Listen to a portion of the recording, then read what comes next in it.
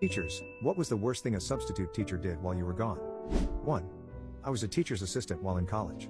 The teacher and I took a week-long workshop and had a sub. The worst thing she did? Not letting the kids go potty. It was in kindergarten and she said all the kids going to bathroom were interrupting the class.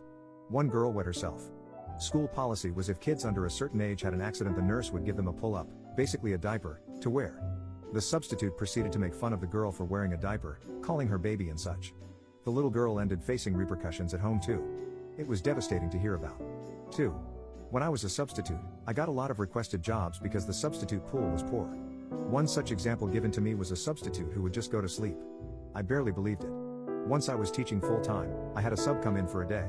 When I got back my students told me that he told them to leave him alone, sat down, and went to sleep. I believed it then. 3.